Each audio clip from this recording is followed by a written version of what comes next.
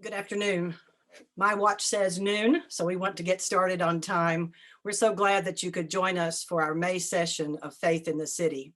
I'm Sylvia Oberly, a member of the planning team here at Knollwood, and today is our last session of this school year, and we are so grateful for your participation throughout the year, particularly with all the challenges of being remote. We always like to end on a strong note, so we are very excited today to have as our speaker Tricia McManus, Superintendent of Winston-Salem Forsyth County Schools.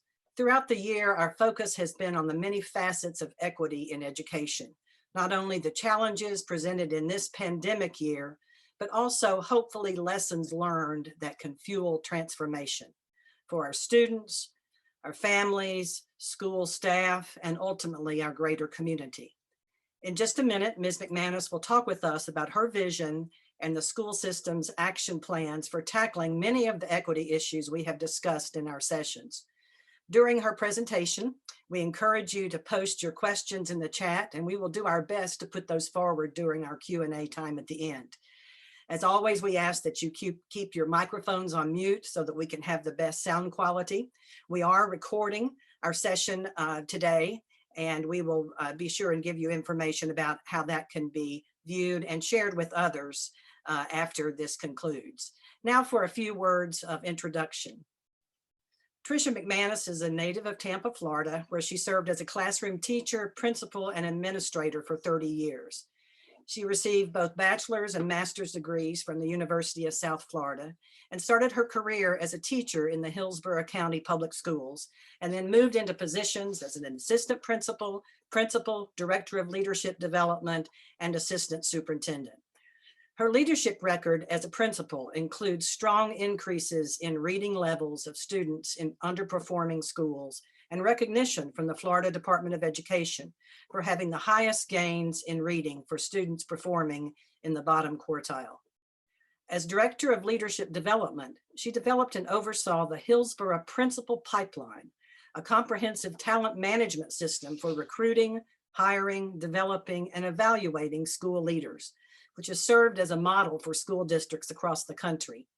In her last 2 years in Florida, she directed new structures for school turnaround, focusing on equitable resourcing and staffing, and developing systems of district and community support. She has been a panelist and presenter for many national conferences and meetings on topics related to principal pipelines and school transformation. Ms. McManus came to Forsyth County in June 2020 as Deputy Superintendent, overseeing school leadership, equity and accountability, as well as safety and emergency preparedness. She was named interim superintendent in November 2020 and was officially named superintendent in February. Please join me in welcoming her to Faith in the City.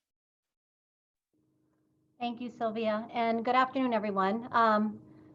I tell you, I got to cut down on that bio because I am always sitting here thinking, oh my goodness. Let's get to the meat of why we're here today. And but Sylvia, thank you, because she actually condensed it. I've been sitting in some of these where it's like on and on. And so and again, none of that is important. It's now that's important, and the difference we're going to make for our community and for the kids of Winston-Salem Forsyth County Schools. So I have had the privilege of being on many meetings lately. And so if you've been on meetings that you've seen me talk, you're going to see some similar slides and similar items that I'm going to address. But then at the end of the day, that's a good thing, because that means our message and what we're trying to do as a school system is consistent. And so I'm going to share my screen in just a minute and go through work that we're currently doing and will continue to do as we also work alongside of you and many other community members to advance equity in our school system. And so thank you for your time and for letting me spend your lunch hour with you today. And so at this time, I'm going to share my screen.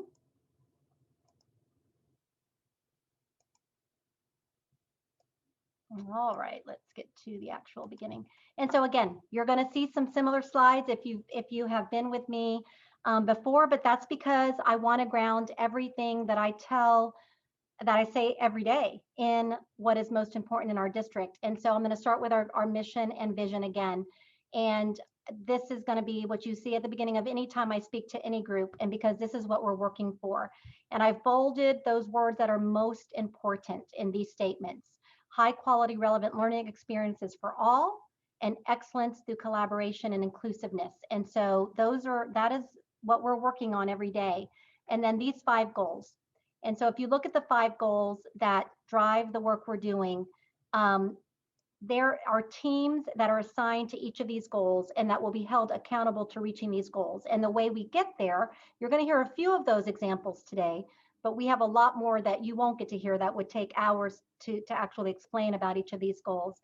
But if you look here again, closing achievement gaps, ensuring equal and equitable access to quality instruction, and eliminating barriers to rigorous and diverse learning opportunities. And that is, our community, as I talk to community members, as I meet with community groups, this is what everyone wants to see in our district. And we have the structures in place to get there. So building and strengthening partnerships. And luckily this year you got to meet with, you've met Mark Batten, and just having a point of contact so that we can embrace all of the community organizations, our families, our philanthropic organizations, local businesses. We want to work with all of you. And so it's just a matter of being strategic in how we bring everyone together. Our highly effective and diverse workforce is important to us. We cannot do this without high quality staff in every school, in every classroom across the system. And then the last one is really about fostering that inclusive climate that values the well-being of all students. And this really addresses, the mental, the social, emotional, the mental, the physical health of all of our students and staff. And so this is, again, these 5 goals, you're going to keep hearing me talk about them because this is what our work is grounded in every day. So moving forward, I was very excited to come to a district that already had an equity policy, because this is one of the reasons I came here when I did as deputy, is because I believe in this 100%. And basically, if you look at our policy, and all of you have seen it, it really focuses on racial equity and other layers of equity. But this again drives the daily work that we do in our district. And so everything is grounded in this. And I'll tell you based on the next slide, oh, not this one, the next one after this, that everything, let me go back one, it's grounded in this because equity is not something that is a strategy. Equity is how we address everything we do, and the lens that we look through as we do everything we do in our district, from how we resource to how we staff, to what we celebrate, to what we hold people accountable for. It is all driven by equity. And I wanted to share this with you, these statements, because it is very important as we move forward on equity that we do not fall into traps that many districts fall into. And so these are just some key points from a recent article that I read that shows what we have to do as a system and what we're focused on. This is not, the things that I'm going to describe to you today are not a checklist. It is not a destination, but an unwavering commitment to a journey.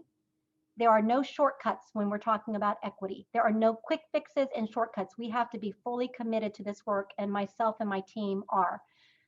We have to make sure that our systems, practices, and narratives, as they exist now, they're designed to perpetuate disparities. And so this is what we have got to break the disparities down to eliminate them. And we cannot do that without a regular anti-racist approach to our work.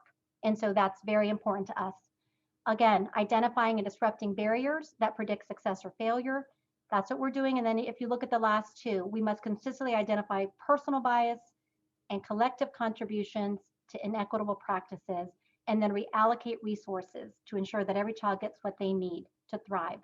And in all 3 of those ways, socially, emotionally, intellectually. So when we think about what I'm going to describe at this point, all of it is grounded in our 5 goals, our equity policy, these areas about equity. Again, equity is not something that you can check a box.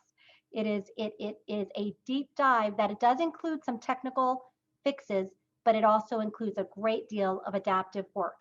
And so it's focusing on both the technical and the adaptive all at the same time. And so, but it's the most important work that we feel that we're doing in our district. And so when you look also, these 4 priorities will help us achieve strong outcomes for every single one of our learners, every single one of our students that we have the honor of serving every day. And that is going to be through our early learning and kindergarten readiness, advancing what we're doing in pre-K, literacy for all students, and by third grade, every student be able to read. And I will tell you, when I get to the details of this, that is something that is so doable. And the fact of the matter is, most systems, including ours, are designed to get the results they get. And so I will tell you, we are in the process of redesign because we are not accepting the results that we've been getting. And again, this is not just our district here. Many districts are getting results similar to ours when it comes to reading. And we know too much about how kids learn how to read and what we need to do to have those results. Again, our third priority is around talent acquisition, development, and retention. Amazing teachers and leaders in every school, and we know we can get there. And then the last one is really improving the overall student experience. We will be successful when every student says, I felt included. I felt that my needs were being met, not just academic needs, but social, emotional, all of my needs were met in Winston-Salem, Forsyth County schools.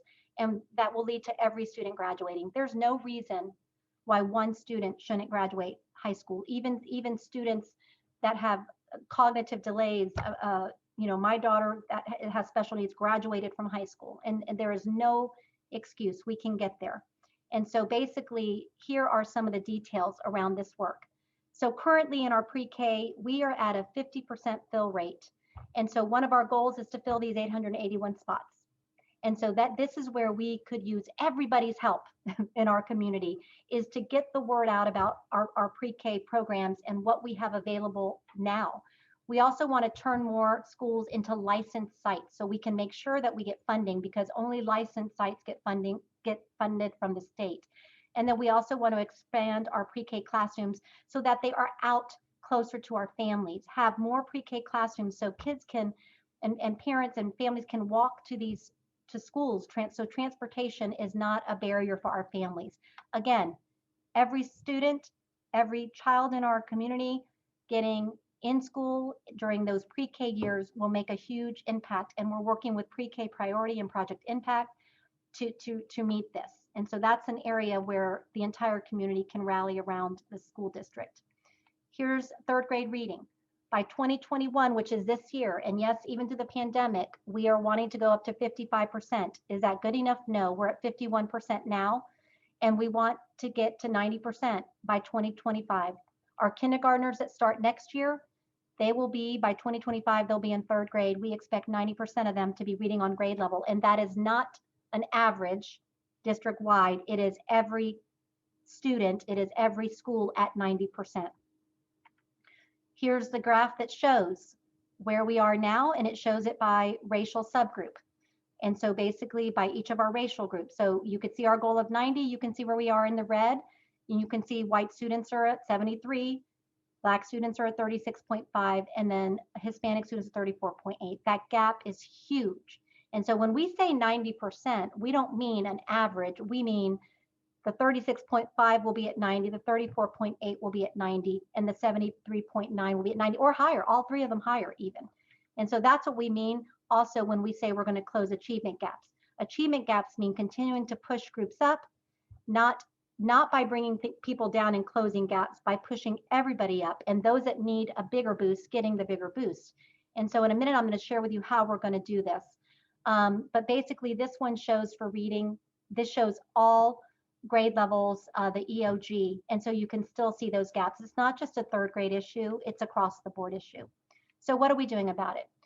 So people always ask me, are you going to do more of the same, or are you going to do something radically different?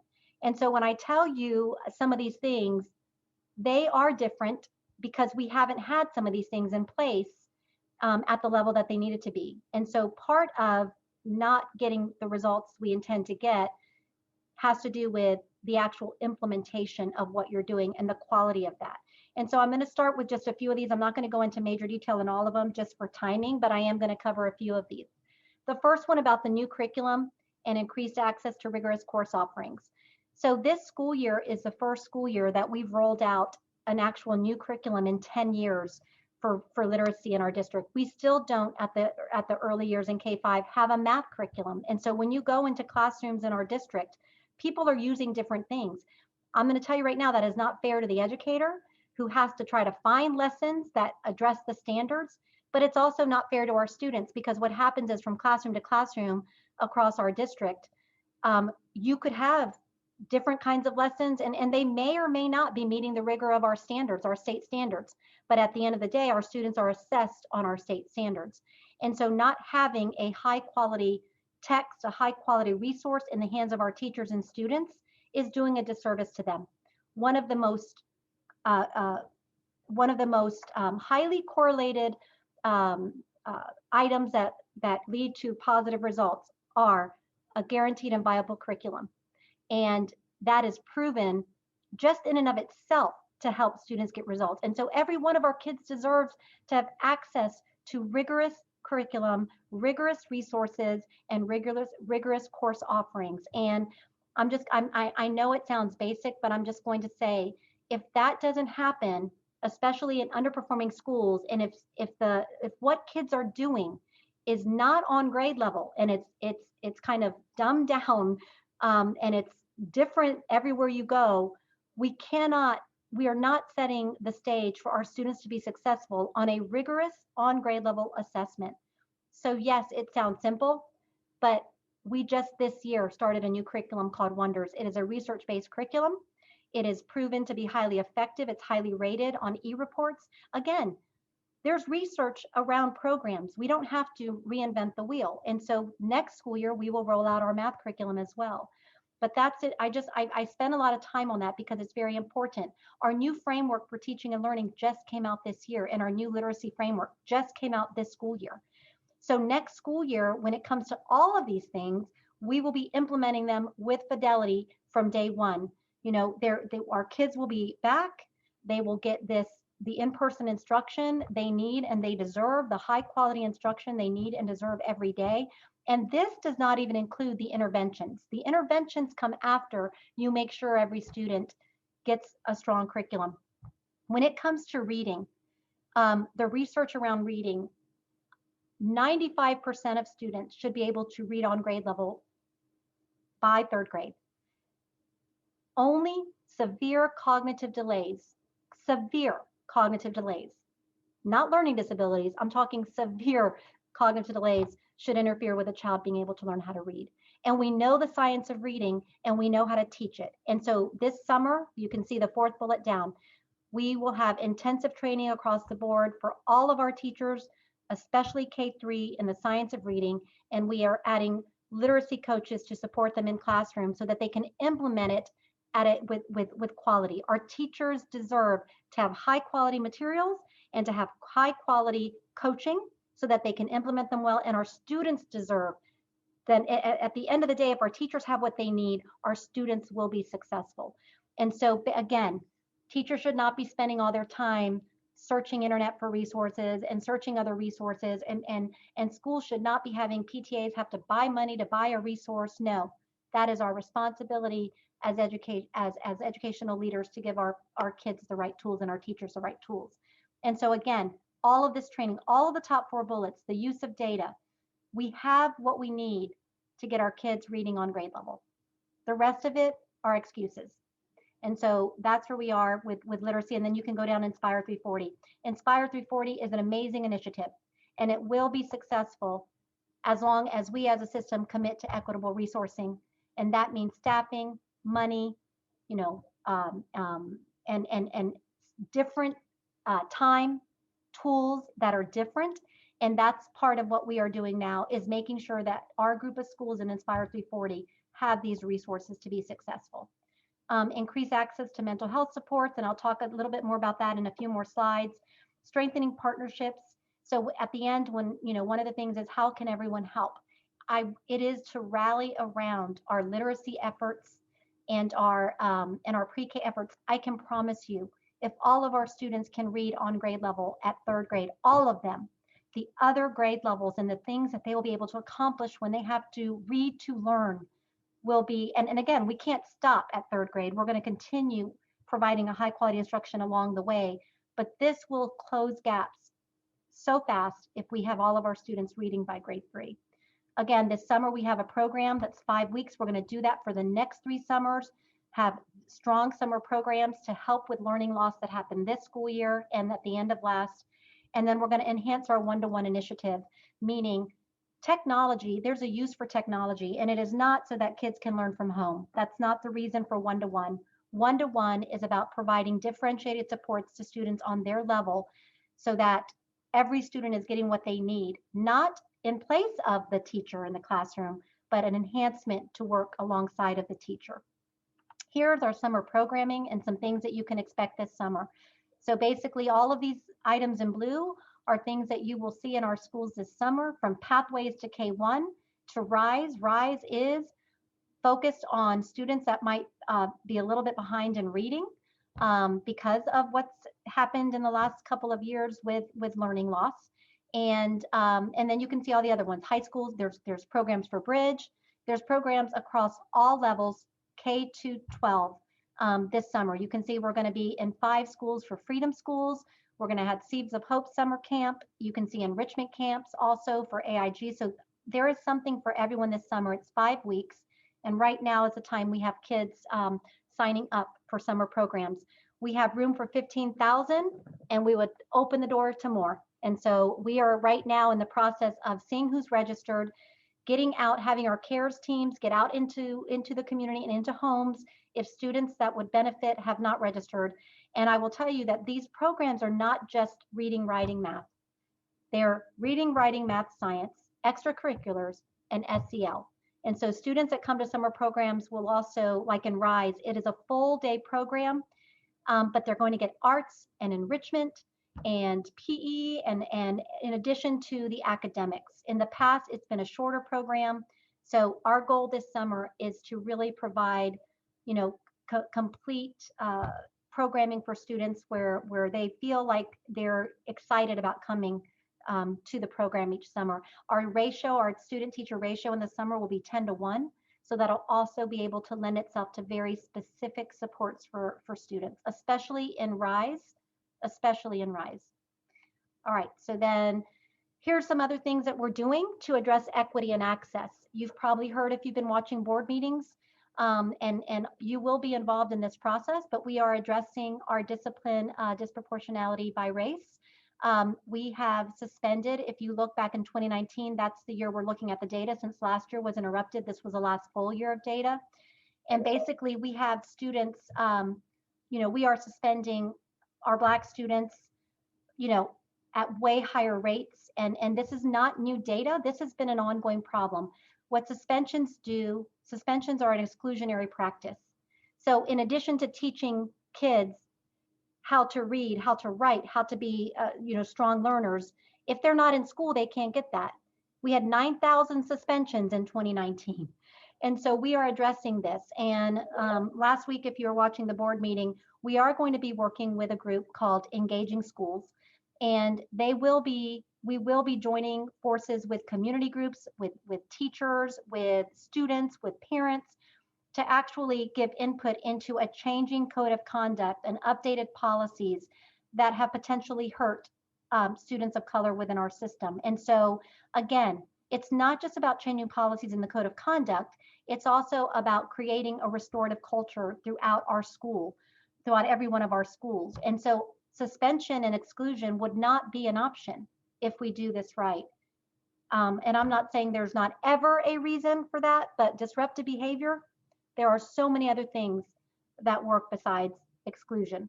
And so, and then also enrollment in advanced placement classes. So if we're going to expect equal outcomes, meaning no achievement gaps, then students being able to have exposure to advanced placement classes, and this can also include dual enrollment and other opportunities that open doorways for students.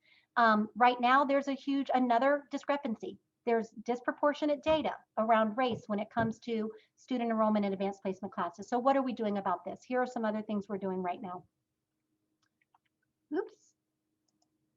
Oh, here we go. So I just explained to you the first two around our code of conduct, and that work is going to be critical for our system. We are also in the process of facilitating implicit bias and anti-racism professional development, and I'll talk more about that in a second.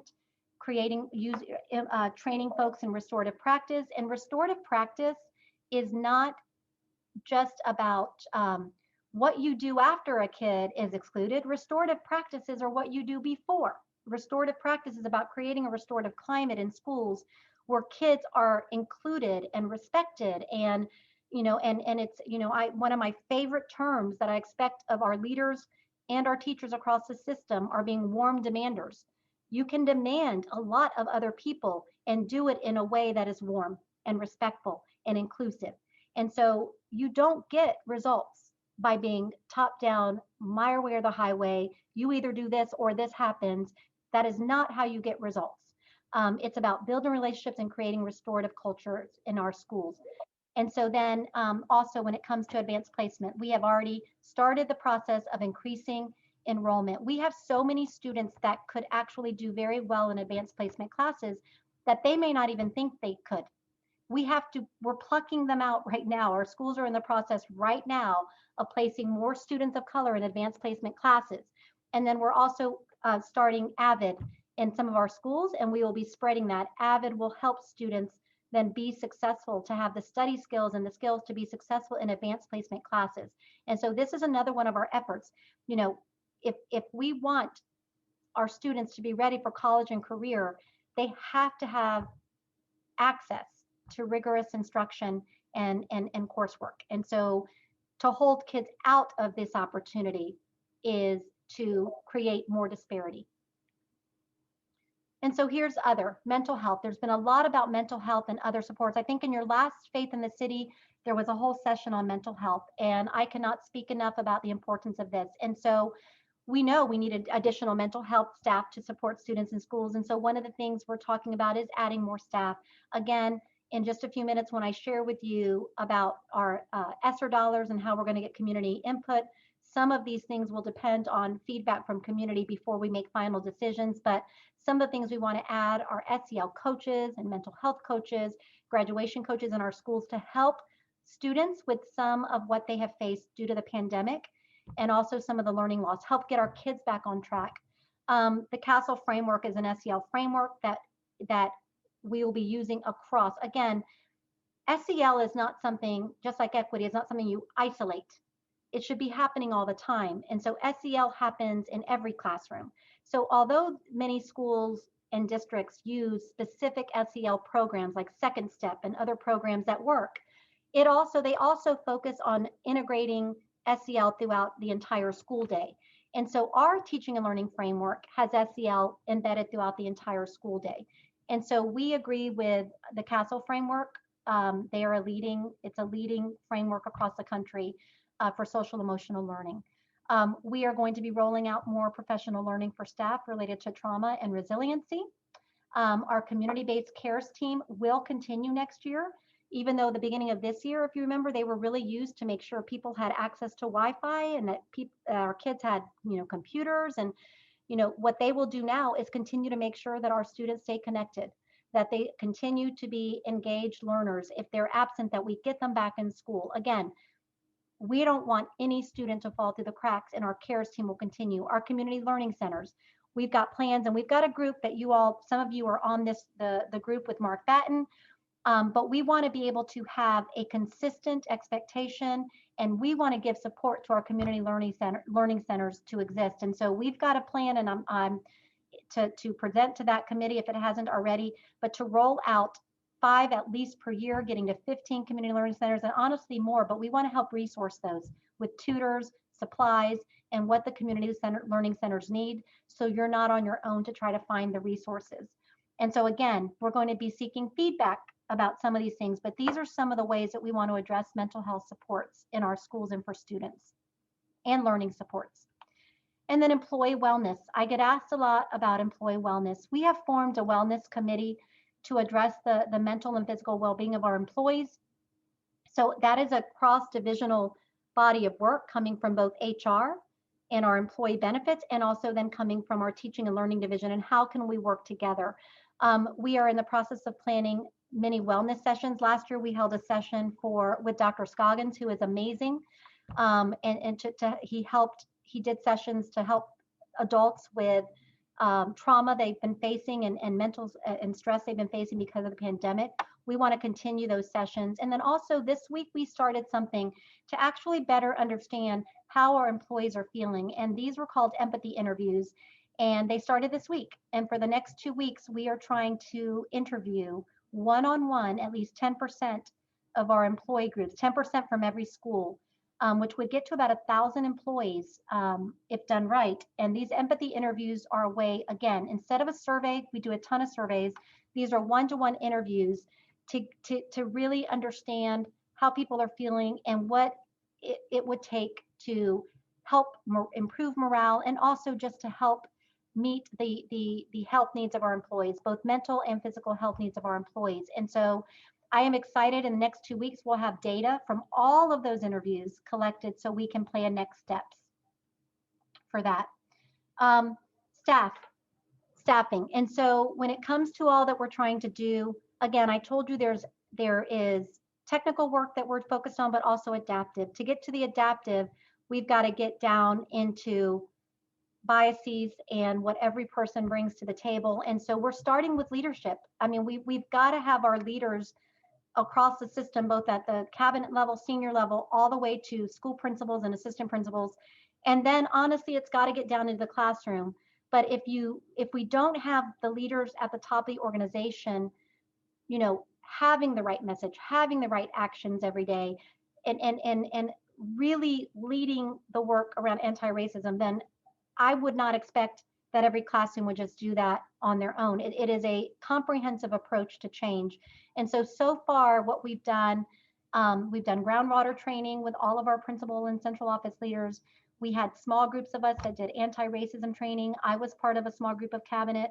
We just finished our 5 sessions, and now I have 6 sessions of one-on-one coaching with Tracy Benson, who wrote a book on implicit bias in schools. Our Summer Leadership Institute this summer is around equity and excellence with a focus on literacy. And so we are starting at the leadership level, but there are plans to get all of this training and support down into every single school and every classroom. But again, leaders have got to lead the charge. And so that's why we've been starting here. ESSER funds, we've talked a lot about this, and in the next, I have 8 minutes and then I'll open up for questions. But these funds, I'm sure you've heard a lot about them. Districts are receiving federal funds to address learning loss and to address the other impact of the pandemic. And so you can use these funds for any of these areas that you see on the screen. It's not just that you can go buy, anything. It's got to be really focused on this. And so technology and getting our facilities in the right shape and improving preparedness and response efforts. Again, we still will be facing COVID in the fall. We just need to continue to do what we need to do to be ready and to respond appropriately. But all of these areas are critical, and the bottom one about learning loss is really critical. And so these are areas we can use. And here are questions that we are actually asking ourselves. And we've done a lot of studying around federal funds, and we've learned a lot also from when Race to the Top dollars came out years ago, and what actually worked and what didn't work. Back in Race to the Top, that's again when tons of stimulus money went to districts.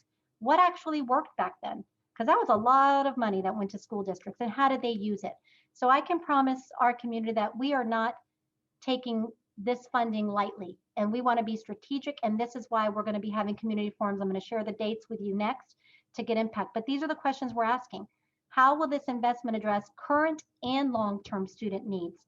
We don't want to do things we're going to do it for 1 year or 2 years, and then that's it. The money runs out and we can't do it anymore. That's not sustainable. And so these are the questions we're asking ourselves to make sure that we as a district use these funds wisely, and actually that use the funds in order to get better results for our students. And so here are community sessions that will be held. We already met with a student advisory last week and got feedback from students. We have a community learning center task force meeting on May 11. You all are going to be, what we tried to do was get with groups that were already going to meet, so that we already had some different audiences across the system. And once we get to May 27th, then what we'll do is see who wasn't engaged in this process? Were there any audiences? If it was parents, we're going to come up with some new ways to get into our communities and get parent voice.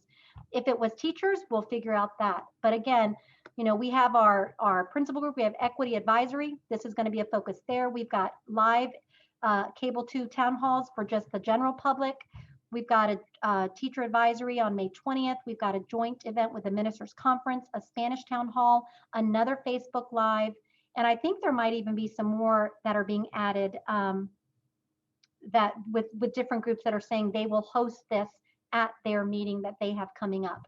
And so this is going to be into mid-June as we're continuing to gather data that will meet, again, I'm going to go back up, meet these areas, address these areas, and actually support these questions that we're asking ourselves about the funds.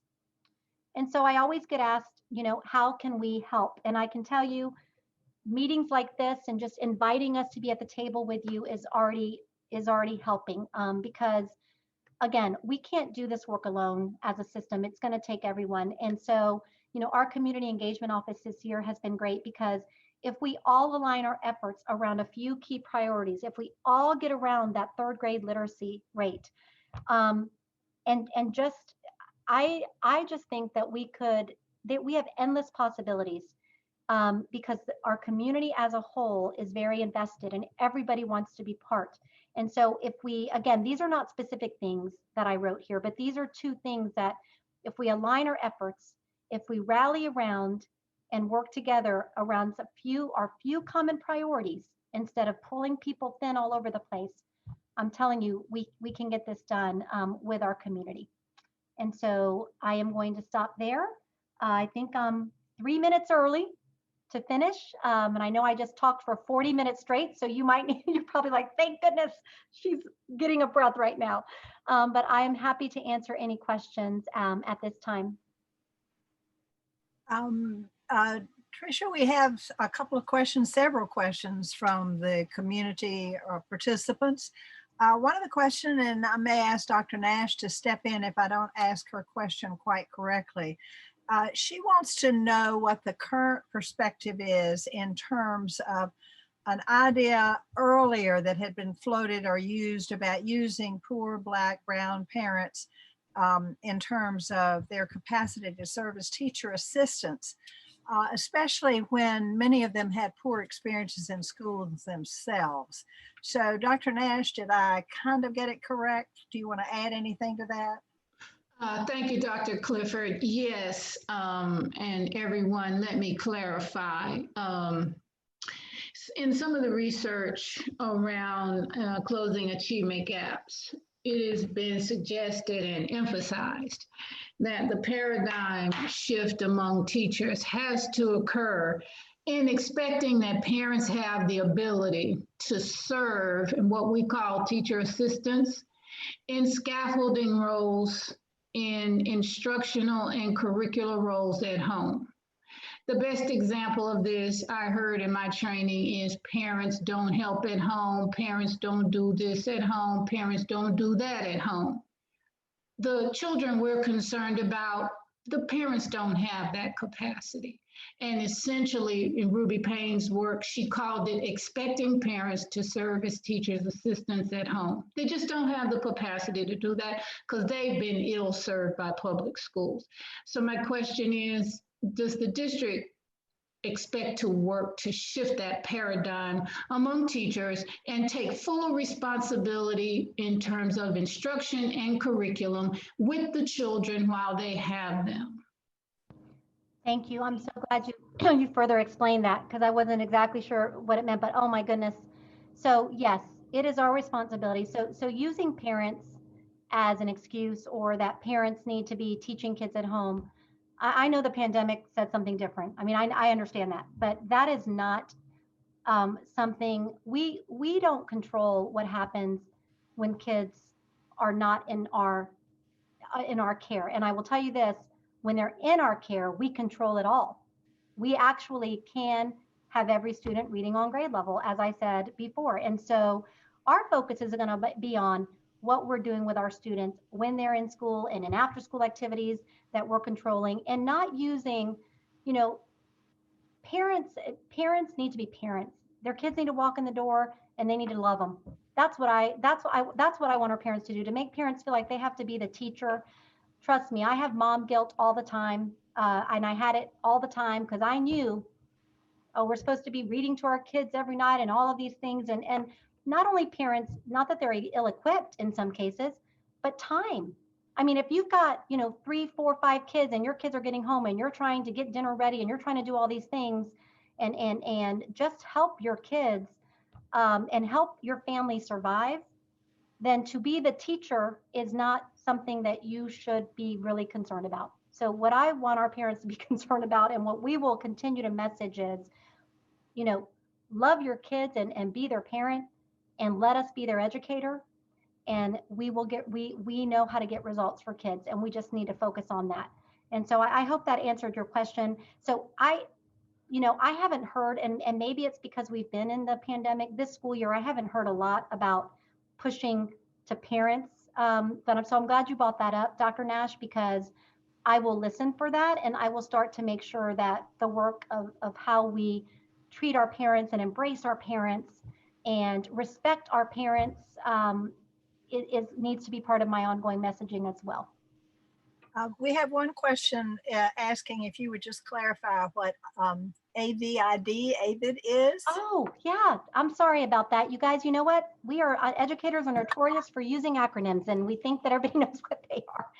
So, and now I'm going to tell you that I can't remember what it stands for, but AVID is in schools throughout the country. And I can't, let's see, IAV, advancing, I don't even remember what it stands for, but at the end of the day, it is a program in schools throughout the country where teachers learn how to help their students with study skills, with organization. So a lot of times kids are unable to be successful because they don't know how to organize themselves to actually to study. And I will tell you, or to organize their resources and materials, and just to know, it's like when I started college, I don't know if any of you face this too, like I was in shock about what I was going to have to do. I didn't learn that stuff in high school. I just kind of slipped by and did a lot of extracurriculars, and by the grace of God, did okay in school, but not great. But I will tell you, when I got to college, I was like, oh my goodness. And so what this does for our students is it doesn't make them say, oh my goodness. It helps them now with the right skills to learn the right skills so that they can be successful in advanced coursework. Again, students not getting into advanced courses or excelling in advanced courses has nothing to do with what they're capable of. And so if we can provide resources and support just to help them be successful, then they will be successful. Again, it is not that they don't have the mental capability to excel. It just is that they need other skills to help them study, to help them understand. Even test taking, there are so many skills and strategies people learn, and those that learn them can do well. And those that don't struggle then when you put them into more advanced coursework. So hopefully that helps. And just to, if everyone will check the chat room, Layla Garms has given us exactly what the letter Yay, what does it stand for? I can't believe, I'm so embarrassed that I forgot. What does it stand for? Okay, and we have another question that I think is important given the pandemic. One of our doctors, Dr. Schwartz, would like to know a little more about the safety steps that are being taken for both students and staff and faculty. And in particular, have the teachers had the opportunity to be vaccinated? So yes, thank you for asking that. So we, I'll start with the vaccination question. We partnered with the health department to offer many clinics every single day for several weeks and on weekends for all of our staff that wanted to be vaccinated. So yes, if you wanted to be vaccinated, you had access. And I'll tell you right now, in talking to Joshua Swift, there are openings daily that are being unfilled. So anyone in the community that wants to be vaccinated at this point, including students 16 and older, have the opportunity to be vaccinated. So yes, we have provided vaccines. As far as other safety measures in our schools, we are still with measures with no gathering of groups in hallways. If you were to walk into any of our schools, you can see things marked off. We still have furniture out of classrooms so that students can be spaced. We have a lot of safety precautions still in place. The only thing that we stopped was the official screening, But what we did last week is we did an education campaign. We sent out posters across the district. We sent out messages to families to continue asking yourself the questions that we've been asking all year. They're ingrained in everyone's head. And that is, have you been exposed? Do you have COVID? Have you been exposed to someone? Do you have any symptoms? We've actually increased, the CDC has increased the symptoms that you should be paying attention to if you have these symptoms, and stay home. So our big message right now is self-assessment daily, and stay home if you have any of these symptoms or you answer yes to any of the questions. And so we are continuing with that campaign and reminding families of that. And in that way, we will stay safe and keep each other safe. And just for clarification's sake, it's my understanding that we do plan to return fully to in-person by next year, and that if anyone wants to have instead remote learning, they have to sign up for your remote Exactly, academy. for Virtual Academy. And we have a K-8 option for Virtual Academy, and we are also starting a 9-12 option. And right now we've got about 150 students signed up for the 9-12, and we've got about 800 students signed up for the K-8. So that's where we are with our numbers right now for next school year. Everyone else will be in person learning next school year. We had one more question related to some of what you're doing to address the needs of English second language students, those who are non-English, well, who are English learners. Could you speak to that? Absolutely. So I will tell you, we have in many of our classrooms, we have dual immersion. And so I've been in many classrooms where students are being taught actually in 2 languages, which is very good for a non-English speaking student. So we have different ranges of students. We have those that are in school that don't speak any English, and then we have some that just need support. A lot of what I'm talking about with core instruction and then with the interventions actually applies to all students. Yeah, students that are have English as a second language as well. And then we've got a lot of interventions that we're using just with students that are English ELL in the ELL program. And these are resources that can be used then after they get a core, then they might need an intervention, a strong intervention. And so we have a team that is, their entire purpose is to make sure that we are meeting the needs of students in the ELL program. And so again, there are many strategies that our teachers are trained to use, and there's many curricular resources that are designed specifically for students in ELL. Same with EC. Same with EC. It is the same thing. Our students in our EC programs, and I'm sorry, I know you didn't ask this, but I want to make sure I highlight this for any parents or grandparents or aunts or uncles that have a student with exceptionalities, like I have in my own family, and that is that students still need to be exposed to on-level instruction. 80% of students, they have an IEP because of a learning disability, which is not it is not a cognitive delay. They just need they need exposure to on-grade level instruction, and then they get interventions to meet their needs that are very customized to them. But that's the same. That's how we start to break down the barriers and get results for all kids. And our EC group is a group that is because of it.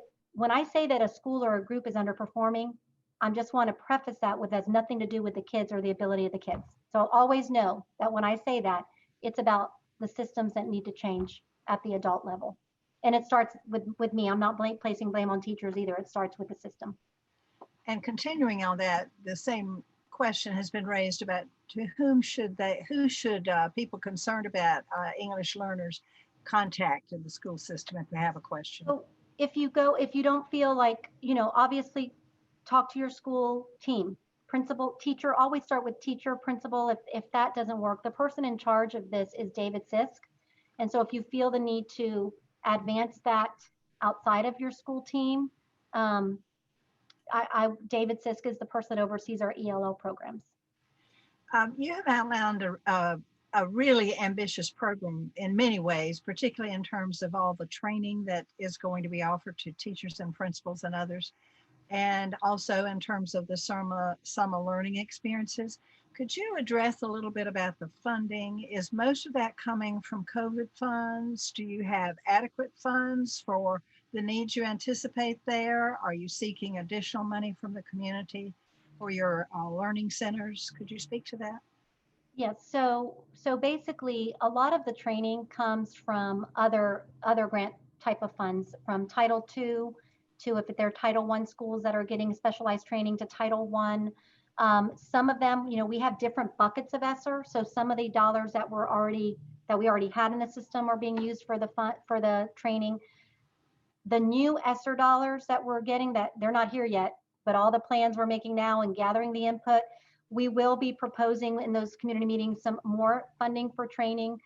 Again, training, not just training, but how we actually then provide coaching in classrooms, because people can do a lot of training and never actually implement it effectively. And that is not because they don't want to, but because they need support in the implementation.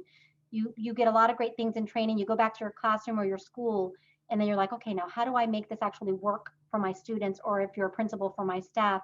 And that's where the coaching comes in. And so we're going to be proposing, when we have our community meetings, some ideas also we have that we want feedback on. So there are different funding sources. The foundation has been amazing. A lot of the, and so I'm glad Layla's on the call, because the anti-racist training, my sessions of coaching, the groundwater, much of that training has been really sponsored and supported by the Winston-Salem Foundation, who's been a great partner. Do I plan on going out and asking for a bunch of more funds right now from the community? No, because we're getting funding from the federal government for these items. And so I think that we need to also contribute, in addition to the contributions the community already makes. I mean, we get funding from Project Impact already for our pre-K and for many of our curricular resources. So we want to use some of these dollars for other resources. And so again, right now, I don't feel the need to be asking for for even more outside funding than we're already getting. But to sustain the great work over time, obviously we'll need everybody working together. We are almost out of time. I want to say a couple things. Spence O'Neill has posted in the chat some of the resources for you if you would like to sign up for our email list, or if you want to be able to access the recording of today's session or other thoughts. Please take a note of what she's put into the chat room. This is our last session for this year. This was the third year that we have continued to focus on the importance of achieving equity in education, equity and excellence for all of our students. We know this is an absolutely essential task for our community if our community is going to thrive collectively, and certainly it's an essential task in terms of our individual students and wanting all of them to be prepared for success in school and in life as they continue. So I don't know about you, but I'm really excited about everything I've heard today, and about the commitment that I'm hearing from our superintendent. And this is really, she has painted with very broad and in-depth brush today. And I think we all need to be totally committed to giving support in every possible way we can to her, to the principals, to the teachers, to the other school staff, as well as to the students and the families that try so hard to support them. So there is exciting work going on. I would also like to say that I feel, perhaps I'm naive, I hope not, I feel as though we're at some sort of critical point in our community, that there is momentum building to express things that have gone unexpressed for decades and decades, in terms of not only educational equity, but equity in so many other areas that affect education: equity in housing, equity in employment, equity in income, equity in health services. I mean, we could just take that brush and keep going. And so I hope that everybody that is participating in Faith in the City will be part of the network that is trying to say, let's don't just talk anymore. Let's really make sure that this happens, and that we bring change in our community and in our schools and in our individual selves. So having said that, we plan to continue Faith in the City. We will continue our focus on equity. We will probably still be focusing a great deal on educational equity, but we won't forget all of the underlying factors that affect that. And as it seems appropriate, bring some of that into the discussion as well. Toward that end, we welcome your suggestions. We welcome your ideas, whether it's topics, questions to be addressed, presenters you would recommend. We are hoping, given whatever's happening with the pandemic by September, we are hoping to resume our in-person sessions. And we are hoping that our technological expertise will also allow us to do a hybrid so that those people that are joining us from other communities, whether they be presenters or participants, will be able to join us by Zoom, even as others of us gather in person. So stay posted for that kind of announcement, because that's going to evolve as we see what's happening in terms of the pandemic. I want to thank all of you for not only participating today, but for being a consistent audience now for 3 years, even in spite of the challenge of having to move to Zoom this year. It has been a challenge for some of us with gray hair more than for others, but we have made progress and you have joined us and been patient with us, and we are grateful. Please join me again in thanking. You can give a thumbs up if you know how to do that, or just do it on the screen to say to our superintendent how excited we are for her, how much we long for her success and for the success of the school system, and how much we want to be her partners in this enterprise. So thank you again, Ms. McManus, for being with us and for the work you're doing in leading this system to a new level of excellence and equity. Sylvia, Spence, Diane, anything we need to add? I'll check the chat room one more time while you all comment. Thank you for closing us out so well. Let me just remind people, there have been some questions. How can we access this recording? There is a website, the knollwood.org website, where you can find past sessions as well as this session. It takes us about a day or two to get it up and running, but please share this. It has been wonderful information, lots of energy. It is time for community buy-in, and we hope that Faith in the City can continue that as well. So thank you again. And I would like to just request, Ms. McManus, if it's possible to be able to post your presentation as well. Yes, I'll send it to you in an email. Okay, great. Well, thank you, everybody. And in the meantime, have a wonderful summer. Continue to stay healthy. Continue to find ways to jump into the fray and help us bring equity for all of our students. Thank you. Thank you.